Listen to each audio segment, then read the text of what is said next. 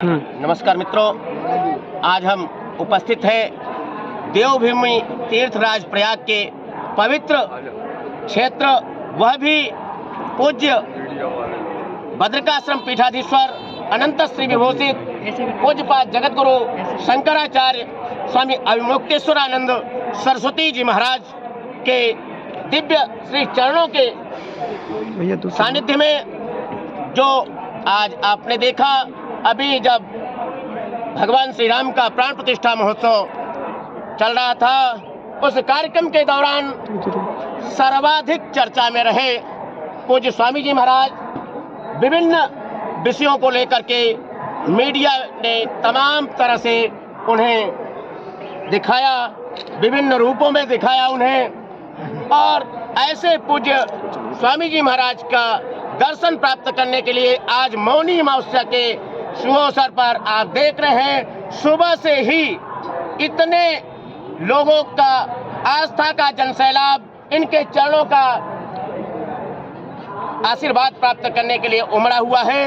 ऐसे अवसर पर मैं पूज्य स्वामी जी महाराज से चाहूँगा कि आपको विभिन्न स्वरूपों में विभिन्न प्रकार से लोगों ने, चैनलों ने आपको दिखाया, कभी दिखाया कि आप उसका विरोध कर रहे हैं, कभी दिखाया कि यह कहा जा रहा है कि अधूरा मंदिर है, इस कारण नहीं जा रहे हैं, कभी उसके बाद आपका स्वयं का भी बयान आया कि नहीं, मेरा विरोध नहीं है। आइए इन सब विभिन्न मुद्दों को लेकर के भी पहले आप महाराज जी से यह चर्चा करना चाहूँगा।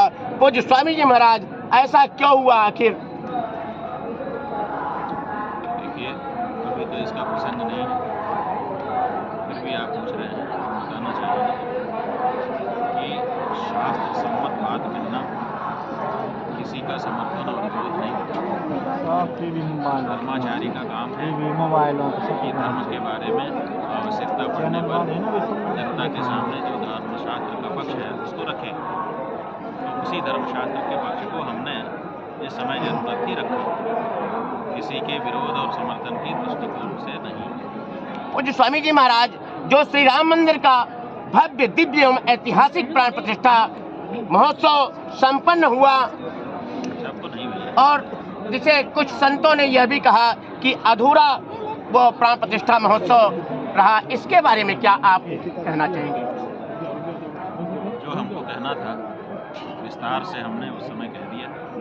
अब उसी बात को बार बार दोहराते रहने का कोई मतलब नहीं। जिस समय ज़रूरत थी उस समय हमने जो जरूरी था सब कहा, और धर्मशास्त्र से जो समर्थित बात थी वो कही, अपने मन से हमने कुछ भी नहीं। पूज्य स्वामी जी महाराज, आगे अभी श्रृंगार गौरी और व्यास तहखाने पर भी अभी कोर्ट का फैसला आ चुका है, वहाँ पूजा चालू हो गई है। इस विषय में आगे क्या आप संतों का या रणनीति कहिए, या कहिए किस प्रकार का आपका लक्ष्य है? देखिए, हम लोगों का स्पष्ट ये कहना है कि किसी भी दशा में अत्याचार को और अन्याय को नहीं सहना चाहिए। अत्याचार अत्याचार ही रहता है, अन्याय अन्याय ही रहता है, और जब अत्याचारी के विरुद्ध आपके पास शक्ति का समन्वय हो सकता हो, उस समय भी आपको खड़े होकर के अपने अधिकारों को प्राप्त करना चाहिए, अत्याचार के का प्रतिकार करना चाहिए। तो हमारे जो धर्मस्थान हैं, उन धर्मस्थानों पर हम पूजा पाठ करते थे, बड़ी श्रद्धा भावना से जाकर के वहाँ बैठते थे। लोगों ने हमारे साथ अत्याचार करके हमको वहाँ से हटाने का प्रयास किया, लेकिन हम हटे नहीं। हम सदा से अपने स्थानों के प्रति भावना बना करके रखे थे और उनकी प्राप्ति का प्रयास कर रहे थे, आज भी कर रहे हैं और आगे भी करते रहेंगे, और अपने स्थान को प्राप्त करके ही विराम लेंगे। पूज्य स्वामी जी महाराज, मथुरा का जो ऐतिहासिक ये केस चल रहा है, उस विषय में क्या संत समाज आगे निर्णय ले रहा है? ये केवल काशी और मथुरा की बात नहीं है। आप लोग तो बस 3 बना दिए हैं, काशी, अयोध्या, मथुरा, और जगह पे कर क्या होगा? जाने कितनी जगह पे हमारे साथ अन्याय हुआ है। इसलिए हमारा ये कहना है कि हम लोगों को इस बारे में सजग होना चाहिए। सरकारों को भी इस मामले को टालने का प्रयास नहीं करना चाहिए, बल्कि इस मामले में एक आयोग बनाना चाहिए कि जहाँ जहाँ पर अत्याचार अन्याय हुआ है सबकी सूची बनाई जाए, सूची बना करके उनके प्रमाण प्राप्त किए जाएं और एक फास्ट ट्रैक कोर्ट बनाई जाए जिसमें रोज सुनवाई हो, जिसके पास जो प्रमाण हो रखें और रखने के बाद जिसका प्रमाण सच्चा निकलता हो उसके पक्ष में फैसला करके इस मामले को ही समाप्त किया जाए। पूज्य स्वामी जी महाराज, आपके पूज्य सद गुरुदेव जी महाराज और आप जैसे संत सदैव तत्पर रहे हैं और इस प्रयास में रहे हैं कि ऐसे सारे हमारे तीर्थ स्थान मुक्त होने चाहिए जो तोड़ करके कहीं न कहीं परकीयों द्वारा उन्हें मस्जिद का स्वरूप दिया गया या अन्य रूप दिया गया। ऐसे कितने स्थान होंगे देश में? देखिए, इसीलिए तो हम कह रहे हैं कि अगर हम कोई संख्या कह देंगे तो उचित नहीं होगा। हमारा ये कहना है कि एक आयोग बने और जहाँ जहाँ के बारे में जिसका जिसका मत है वहाँ पे धरो, उसकी सूची बने, सूची बन के उसमें गवाही साखी लेकर के प्रमाण देख करके निर्णय कर दिया जाए। पूज्य स्वामी जी महाराज, एक बहुत बड़ा प्रश्न समूचे राष्ट्र ही नहीं विश्व के सामने पूज्य पाद स्वामी स्वरूपानंद जी सरस्वती महाराज जैसे ने उठाया था कि साईं बाबा जो कि मोहम्मदन था वो अफगानिस्तान का था और उसे पूजा जा रहा है समूचे देश में, तथा कथित तमाम राजनेताओं ने भी उसको वो दिया। और यह बीच में स्वामी जी महाराज के देवगमन के पश्चात, देवलोक गमन के पश्चात यह मुद्दा शांत हुआ। इस विषय में क्या कोई आपकी नई योजना है, क्योंकि बीच में ऐसे लोग आज भी पुनः सिर उठा रहे हैं? देखिए, बात यह है कि शंकराचार्य के रूप में ब्रह्मलीन जगतगुरु शंकराचार्य जी महाराज ने एक निर्णय दिया, समस्त सनातन धर्मी समाज के लिए दिया और सनातन धर्मी समाज ने उसको स्वीकार किया। और जो शाही के समर्थक उन लोगों ने भी अपनी बात कहनी चाहिए। न्यायालय तक में गए लेकिन नहीं चल पाई, जनता में गए नहीं चल पाई। अब मंदिरों से उनको हटाया जा रहा है जहाँ जहाँ वो अतिक्रमित करके प्रवेश कर गए थे और ये प्रक्रिया निरंतर चल रही है। कुछ लोग जो समितियों के हैं, मंदिर समितियों के लोग, उनको संकोच है कि लोग क्या कहेंगे कि हम इन्हें रखा और हम ही हटा रहे हैं, तो वो कह रहे हैं कि थोड़ा सा शांति हो जाए तो हम हटाएंगे, सब जगह से हटेंगे, कोई किसी जगह नहीं रह सकते, क्योंकि जिसका जो स्थान है उस वही वहाँ पर शोभायमान है। स्थान प्रस्थान शोभनते गंगा केशान कान राह, जो जिसकी जगह है, अगर भगवान शिव जी के लिए मंदिर बना है तो वहाँ शिव जी रहेंगे कि कोई भी आगे घुस जाएगा? ये कैसे हो सकता है? अब भगवान विष्णु के लिए मंदिर बना है तो भगवान विष्णु रहेंगे कि कोई भी आगे घुस जाएगा? और आकर के घुसेगा भी वो भी पैर पे पैर चढ़ा के हमारे देवता के सामने बैठेगा। हमारे यहाँ पैर पे पैर चढ़ा करके अपने से बड़ों के सामने नहीं बैठा जाता है, ये शिष्टाचार है। और वो जो जिसका नाम आप ले रहे हैं, हम तो पाप समझते हैं नाम लेना, उसका स्वरूप ही ऐसा दिखाया जाता है कि वो पैर पे पैर चढ़ा करके बैठा। इसका मतलब ही है कि उसको शिष्टाचार का भी ज्ञान नहीं है। मित्रों, बता दें कि बहरुद्दीन का लड़का वह चांद खां जो कि देशद्रोही गतिविधियों में शामिल रहता था, झांसी की रानी को मरवाने में उसका अहम भूमिका रही उसकी, और यही कारण था कि पीछे के दरवाजे से खोल करके अंग्रेजों को उसने प्रवेश दिलाया था और अंत में डंपिंग प्लेस से रानी को भागना पड़ा था। अंत में कालपी के पास उनको प्राण उत्सर्ग करने पड़े थे। ऐसा देशद्रोही को आज भी पूजा जा रहा है और तमाम ऐसे मठ मंदिरों में आज भी चाह करके कोर्ट के निर्णय के बाद भी उसे नहीं हटाया जा रहा है। इस विषय में क्या ऐसा कोई संत समाज निर्णय ले रहा है, कोई योजना बना रहा है, या कोर्ट के माध्यम से ऐसे कोई याचिका दायर करने जा रहा है कि ऐसा जारी हो कि क्या कहते हैं सूचना जारी हो या ऐसा निर्देश हो तो उसे हर मंदिरों से, सनातन धर्मी मंदिरों से हटाया जाए? देखिए, बात यह है कि शंकराचार्य हैं, वो सुप्रीम कोर्ट जज हैं। जज का काम फैसला देना है, क्रियान्वयन करना पुलिस का काम है।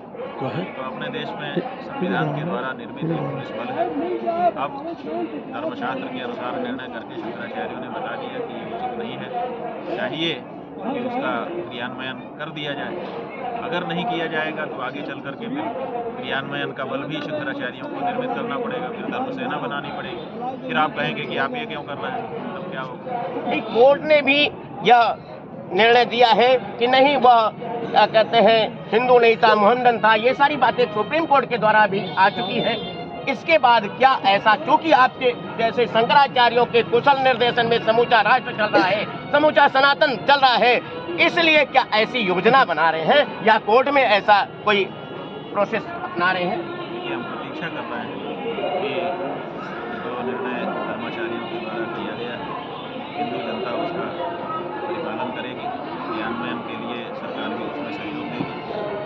नियंत्रण नहीं होगा तो हमने कहा ना, जब पानी सिर के ऊपर बहने लगता है और बातें नहीं होती है, समाज में समस्या उत्पन्न होने लगती है, तो किसी न किसी को तो फिर खड़ा होना ही पड़ता है। फिर कोई ना कोई खड़ा होगा, फिर सेना बना करके चीज़ों को अपने हाथ में लेगा, तब आप कहेंगे कि ये क्यों हो रहा है। लेकिन ऐसी परिस्थिति आ जाएगी, तो ना आए उसके पहले ही चाहते हैं कि सरकारें अपना काम करें और ये जो हमारे हिंदू धर्म को विकृत करने के प्रयास षड्यंत्रकारियों के द्वारा किए जा रहे हैं, उनसे हमको बचाएं। पूज्य स्वामी जी महाराज ने जिस प्रकार से साईं बाबा को लेकर के बेबाक टिप्पणी की है, निश्चित वह दिन आने वाला है कि समूचे राष्ट्र से ही नहीं विश्व से ऐसे धर्म लोगों का सफाया होगा। मैं आज मौनी अमावस्या के पर्व पर पूज्य स्वामी जी महाराज से ये चाहूँगा, क्या संदेश देना चाहते हैं जनता जनार्दन को? ये जो पर्व है हमारे जीवन में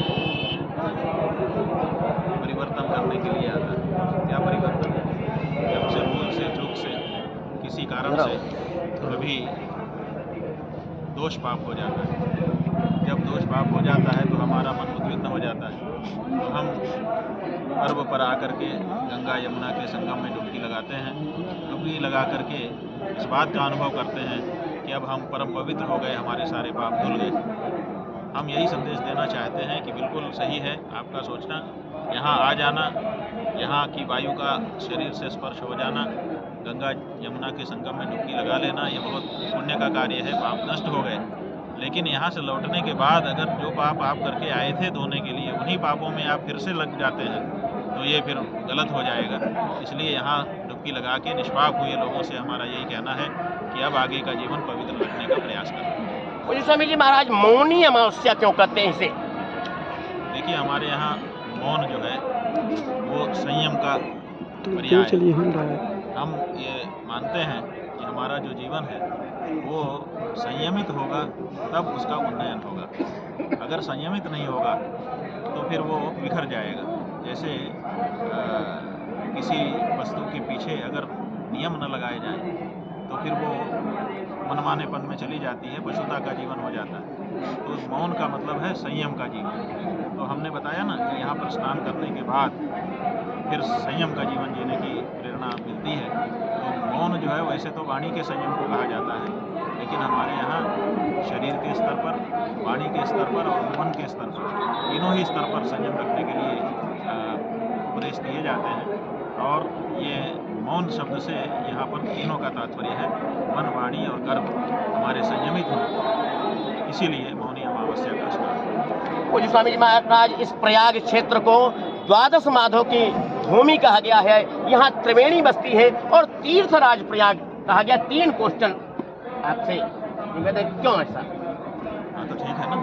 ये जो भगवान विष्णु हैं, इनके बारे में कहा जाता है अपवित्र पवित्रो वा सर्वावस्थांगतो विवा यह स्मरेत पुंडरीकाक्षम सबाह्याभ्यंतर शुचिः।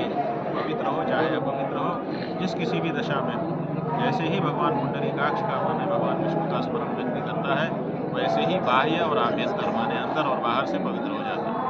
तो ये जो तीर्थराज है ये आपको पवित्र बना रहा है। पवित्र बनाने के लिए इसके पास मसाला भी तो चाहिए, इसीलिए द्वादश माधव यहाँ पर बैठ करके इसको शक्ति प्रदान कर रहे हैं और उन्हीं की शक्ति से शक्तिमान होकर के तीर्थराज प्रयाग जाने कितने सारे लोग आ रहे हैं और उनके जाने कितने पाप हैं, सबका प्रक्षालन करते हुए उनको पवित्र बना। स्वामी महाराज, कल्पवास यहाँ ही क्यों होता है? देखिए, ये शास्त्र ने समय को और स्थान को समझा है। उन्होंने जाना है कि जैसे शरीर में हमारे सभी अंग हैं, लेकिन कुछ अंग हम पवित्र मानते हैं और कुछ अंग अपवित्र मानते हैं। हमारे ही शरीर के कुछ अंगों को छूने से हम पवित्र हो जाते हैं और हमारे ही शरीर के कुछ अंगों को छूने से हम स्वयं अपवित्रता का अनुभव करते हैं और फिर हाथ धो लेते हैं। इसका मतलब है कि हमारे शरीर के कुछ अंग पवित्र हैं, कुछ अपवित्र हैं। जैसे हमारे शरीर की दशा है, उसी तरह से ये पृथ्वी जो है, इसमें भी कुछ स्थान अपवित्र हैं और कुछ पवित्र हैं और कुछ परम पवित्र हैं। तो उस स्थान विशेष में विशेषता है।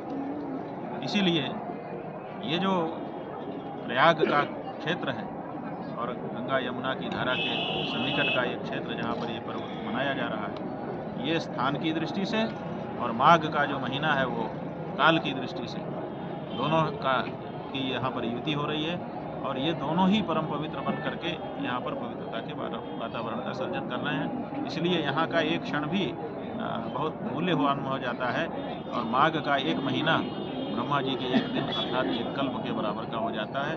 कल्प शब्द जो है ब्रह्मा जी का एक दिन होता है, 1000 चतुर्युगी बीत जाती है, उतना जो समय है उतने समय अगर कोई तीर्थ में रहे उतना पुण्य केवल एक महीना यहाँ पर रह करके अगर नियमों का पालन करते हुए व्यक्ति बिताए तो उसको मिल जाता है। इसलिए कल्पवास यहाँ पर कहा गया है। जो कल्पवास नहीं कर पाते पूरे महीने, उनके लिए क्या संदेश है, क्या भाई करें? कल्पवास नहीं कर पाते, एक महीना रहेंगे तो एक कल्प के वास का फल मिलेगा। अब उसी अनुसार पर गिन लो कि अगर एक दिन रहेंगे तो कितना, एक घंटा रहेंगे कितना, एक मिनट भी अगर आ गए तो कितना।